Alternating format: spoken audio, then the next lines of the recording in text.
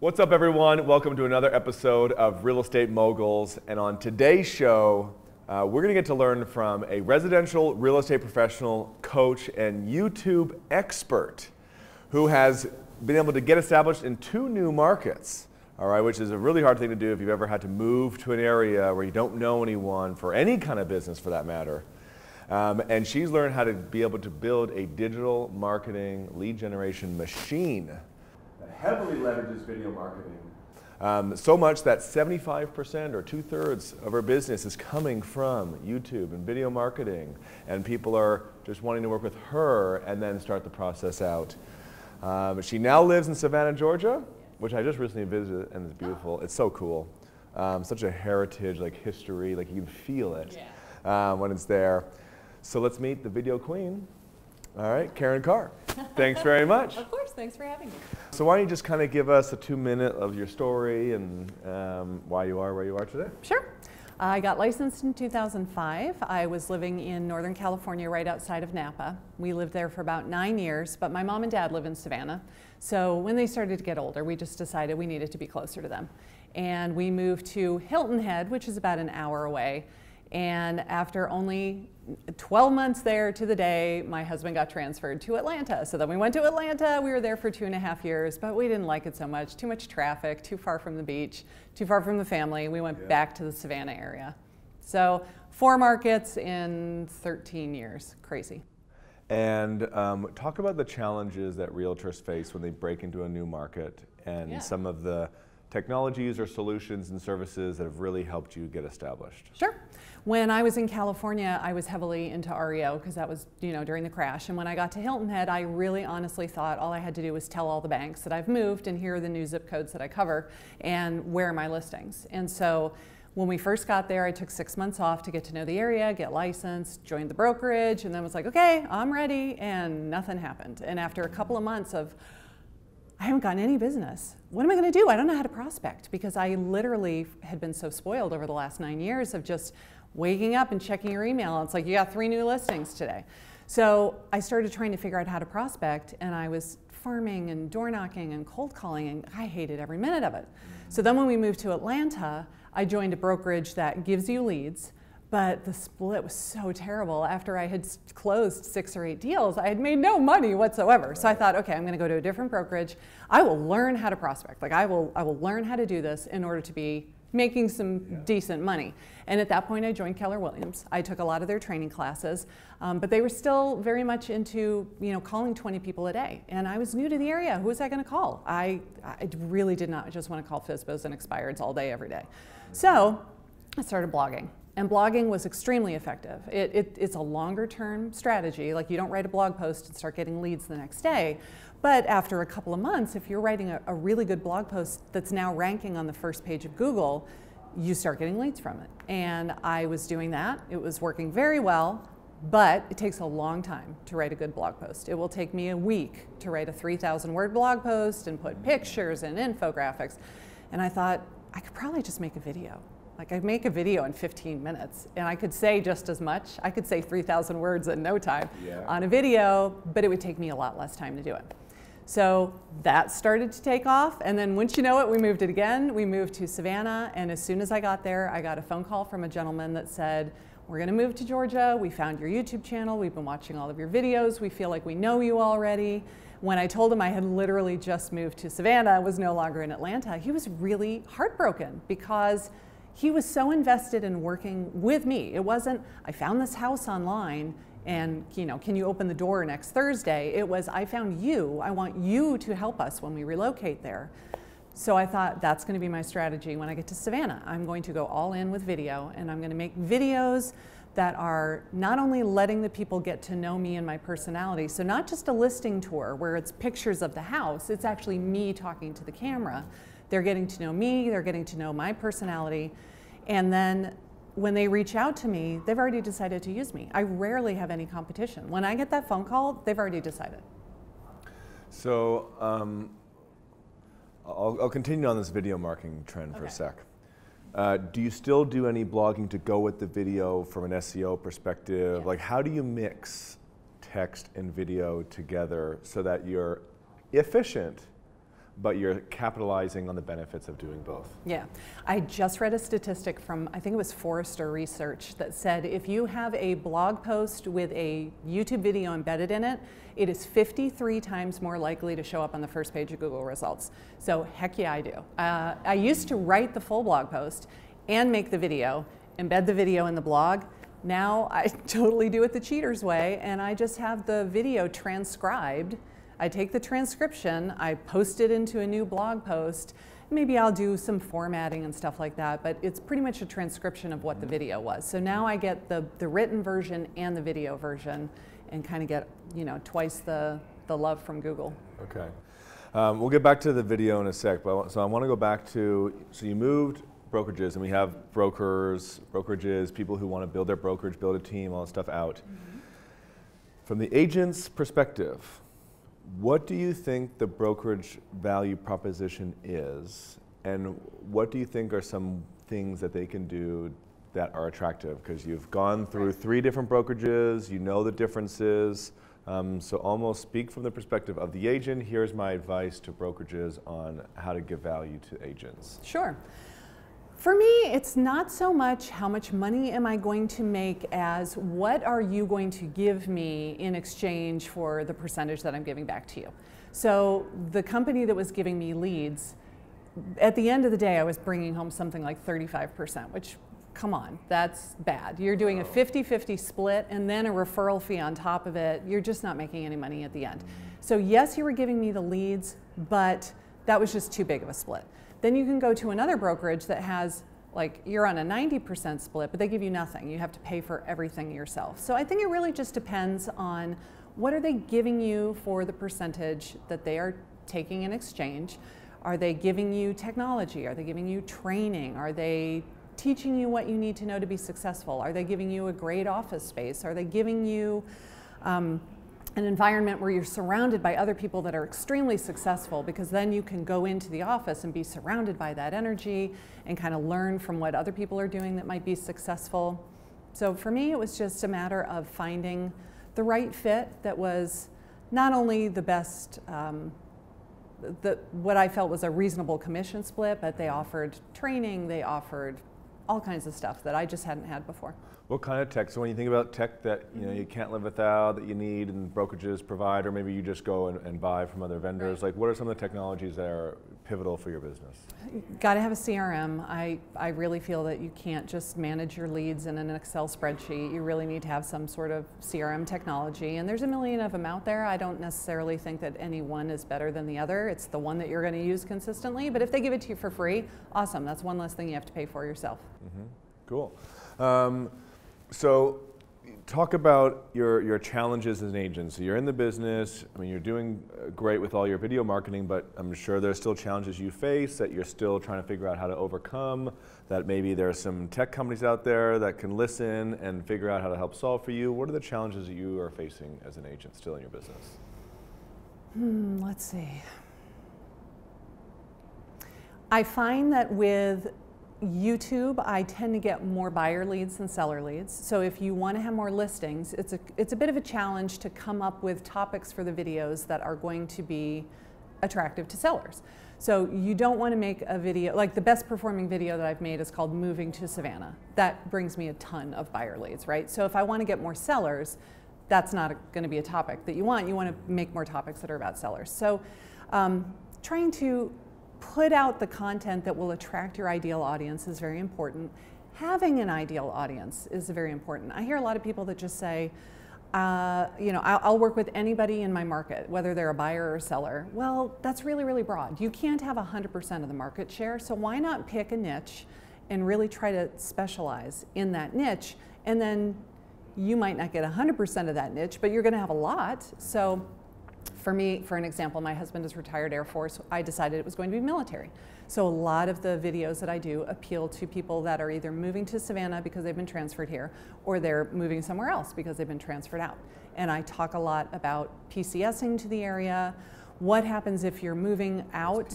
PCSing is permanent change of station. That's what they call it when they've been transferred to a new military base. And what happens if you buy a house here and then 2 years later you move, but you don't have enough equity to sell? What do we do? What do we do with the property?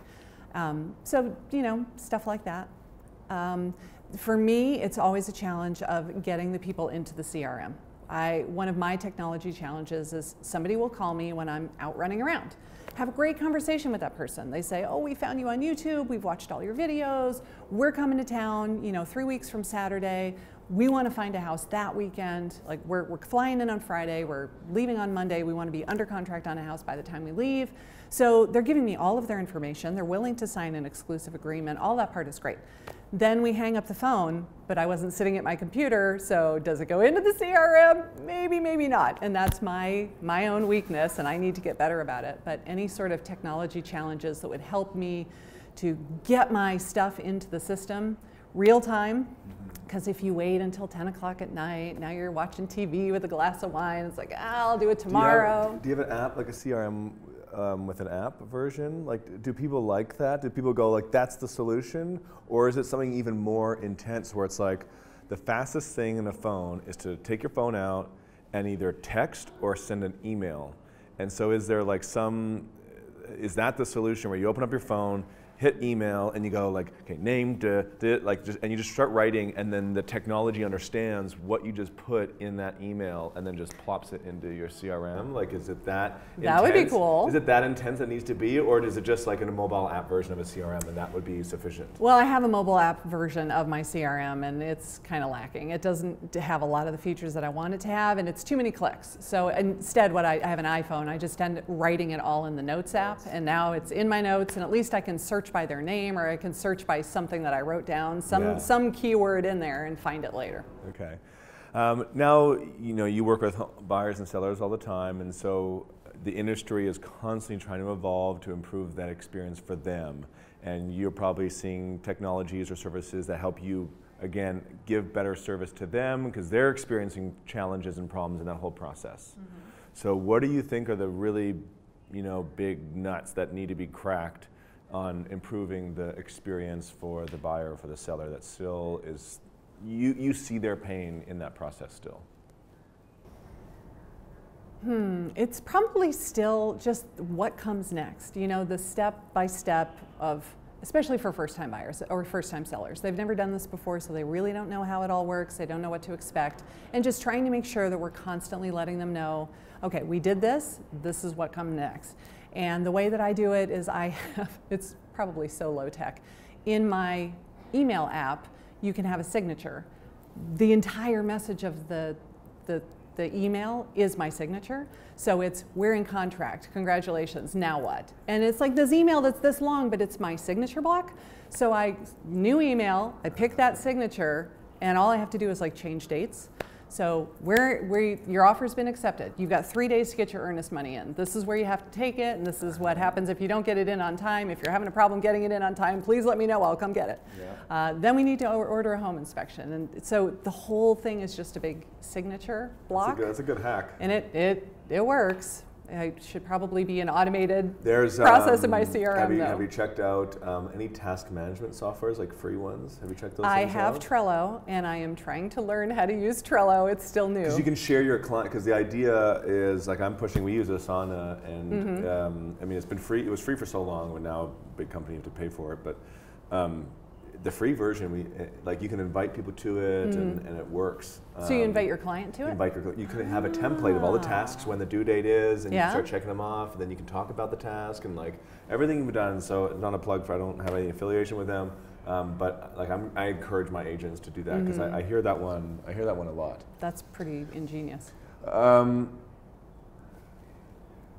Let's get into the video marketing, because there's so much stuff that can be talked about here. Okay. Tips and tricks. So the first thing, if someone wants to commit to doing video, and maybe you evolved over time with the equipment and the software and the hardware and the physical stuff that you used, if you were to start all over again, what would you buy to help you do video? I started with my iPad, and that was plenty. And the only reason I had an iPad and not my iPhone was because it shoots in 4K, and I figured, gosh, that's great quality. I may as well use it, right? So I bought a very inexpensive tripod that held the iPad, and I bought a $20 microphone. It's a clip-on lapel, just like what I have on right now. Doesn't have to be expensive. Plugs into the headphone jack of the iPad or the iPhone. You want to be in a room that has decent lighting. So if you can face a window, that's probably sufficient. If you're where the window is on one side, or you're in your basement or whatever, get a couple of lights. They're not expensive, like 2 for $50 on Amazon. Not a big thing. And it's kind of like a tripod with a light bulb and an umbrella on the front. It's not fancy, but it will look good enough that you'll be into it for well under $100. You know, assuming you already have the phone or the iPad, the lights and the microphone, maybe a tripod. As far as software, I have a Mac, so I used iMovie because it's free. It comes with your computer. Why not use it? And I only just recently upgraded to Final Cut Pro last week. I mean, I used iMovie for years. It did everything I needed it to do.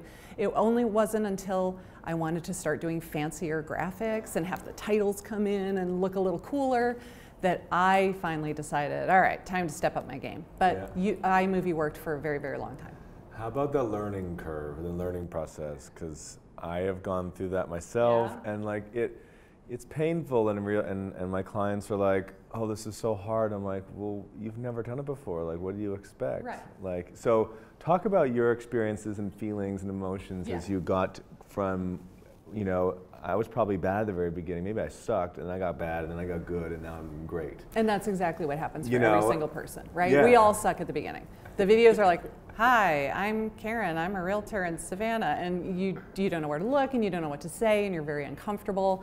But the more you do it, the easier it gets. So with iMovie, when I first started using it, I didn't know anything about it. I didn't even know how to make a cut. I'm like, how do I just like cut here, and take this out and throw it away? So I went on YouTube. How do you make a cut in iMovie? Like anything you ever want to learn, you can find it on YouTube. And so you just watch the quick video and do it along with the video. And then every video that you make, you just try to get a little bit better. And after you're making a video a week, after 3 months, you're like, dang, I'm a pro now. I mean, you can make so much progress in a very short period of time just by being consistent with it.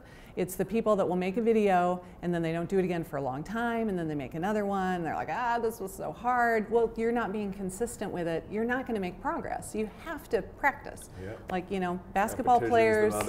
Yeah, basketball players don't go out and start, you know, shooting 3-pointers. I don't even know if that's a real thing. I'm making it up. I'm not a sports. That was correct. Like you don't just do that the first day you go out on the court. You have to practice a lot to get there. How long, so give people more perspective, because again, you know, I find the expectations realtors have are just off, and that's why they get disappointed and frustrated with their abilities. And so how long did it take you to make a video when you first started, and how long does it take you to do it now? Okay, so I try to shoot for a video that's about 5 minutes in length when it's done. So for that, it's probably 15 to 20 minutes worth of actual shooting, because the dog will bark, the phone will ring because I forgot to put it on vibrate, I'll trip over my words, whatever, and I know that I'm going to edit it down and take out where I repeated myself or made a mistake and get it down to about 5 minutes. At the beginning, it took longer than that. It probably took more like half an hour per video. So now if I know, okay, it takes 15 minutes to end up with a 5-minute video, instead of recording it once a week, why not record 4 at a time and do that once a month? So I'll just block out an hour to an hour and a half of my time. I know what I'm going to talk about. I have just a very brief outline. And so, okay, video number 1, we're going to talk about how to stage your home on a budget. And we do the video and then turn the camera off, I run and change my shirt, I come back and I record the next video. And so it's an hour for the whole month to be bringing in really good leads, right? Now, then there's the editing part of it. And that part was a longer learning curve. I'd say it probably took about 2 months before I was comfortable with it, and 6 months before they really started looking better. But if you just can't take the time, there's this beautiful thing called Fiverr, and you can hire somebody for $10 to edit your video for you. Yep. So if you just don't have the time or you don't have the know-how, can you allocate $10 for a video and have somebody else do it for you? It might be worth it. What are, so now do you start to allocate budgets for promoting the videos? Do you allocate, how much budget, do you now have a budget for having other people help you edit and fix it up even better? Or do you still continue to do it on yourself? Like, where does the budget for your business go into video? Got it. I don't do any advertising. It is, I mean, when I get a new listing, I advertise the listing. But the videos that I'm putting on YouTube that are educational videos, that's all, people are just finding them organically, which is pretty awesome. I could put some money behind it, but they're already doing so well for free. Why? You know, I feel like I don't need to spend the money to drive more traffic to the YouTube channel if it's already working well. So I spend the money on, like I have a newer listing that's a high-end listing, so I did hire a professional videographer for that one. But normally if I have a $200,000 listing, I just shoot the video myself. Let's see, I did upgrade some of my equipment. I bought a nicer microphone. I just waited until I started closing business. Once I knew that, like once the leads started coming in, the first one came in, and then maybe 4 weeks later another one came in, and then 3 weeks later, and then they started snowballing, and then I started getting leads multiple times a week. Then they started closing. So once they started closing, I thought, okay, good, I'll take this commission check and I'll go buy a $50 microphone. Like, I still don't have expensive equipment. I'm kind of a cheapskate. I have the bare minimum of what I need in order to do a decent job. But it still works. And it works great. Not one person has ever said, I almost hired you, but I felt that your video skills were lacking. You know, like, they just don't say that. They don't care. Instead, they say, I love that you're a goofball on camera, because I make a lot of jokes. If I screw up, sometimes I leave it in. I'll have a whole blooper roll at the end. And they say, I love that, because it makes you appear human. You don't drive up in your Lamborghini like, hi, I make $1 million. And instead, you seem more approachable and real and like somebody that we could actually work with. So what are some of the topics that you do videos on? Give us some agents some recommendations on what kind of videos. Okay. I do a lot of stuff about what do you need to know about Savannah if you're relocating here from out of the area. So I do community tours, like this neighborhood. If you wanted to live in this neighborhood, here's what it looks like. Here's the pool, here's the clubhouse, here's what the average house looks like. This is what the average price point is. Because if they're Googling Savannah quarters, they can find the blog post, they can find the post from the builder that shows all the different floor plans, but it doesn't really show them what it's like in there. So a video is just so much better as far as showing them what the area actually looks like. I do things like, you know, the 5 best places to get shrimp and grits. So it's more local, but not necessarily real estate related, but the majority of the videos are real estate related. I'd say it's probably at least 80%, if not more, real estate related. Okay. Because I don't want people thinking I'm a food critic. Like, I don't want them finding my channel and all I do is restaurant reviews. My goal is to get clients. So I'm going to teach you how to, I don't know, what is the best exterior color to paint your house if you want to sell it this spring. I'm trying to find people that are interested in doing a real estate transaction, hopefully in the immediate future. And so if they're Googling that information and they find the video, when they contact me, they're interested in buying or selling a house. How many videos now have you created, do you think? I think I'm at around 200. Over what period of time? About 2 years. Okay. And so what's your commitment? What commitments have you made to video? Like, how many do you do per week? I do 1 a week. I don't think that you need to do it daily. I said I want to do it frequently enough that I will see growth with the channel and start getting views and getting subscribers without overcommitting myself and then I fall off the wagon, because that's what we all do, right? We say, I'm going to make 3 a week, and then 3 months later you're not making any. So I figured 1 a week I could commit to. And I put it on my calendar. Like, when I was recording once a week, it was on my calendar for Thursday morning. So the kids go off to school, and then at 9 o'clock I block out an hour to record the video. And then after I started getting real busy, I thought, okay, now let's move that to once a month, and we'll just record all 4 videos at once, do it once a month. But I figure do it enough that you're going to see growth. If you only do 1 video a month, you're not going to really see a lot of progress. But if you overcommit, it's too easy to go, oh my gosh, why did I do this? And now I can't. So why not, tell me the numbers now. So you've done all those videos. How many leads do you think you get per week or per month? Sorry. I probably get anywhere from 3 to 5 a week. It's pretty typical. And what's the quality, like, what are they? They're awesome. Like, they all convert. They all convert unless they were a renter lead.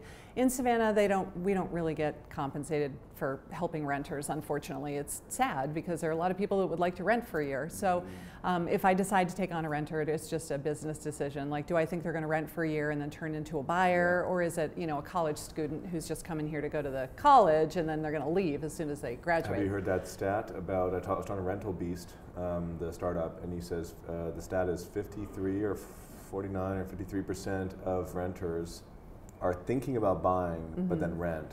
And then 50% of buyers were thinking about renting, and then they buy.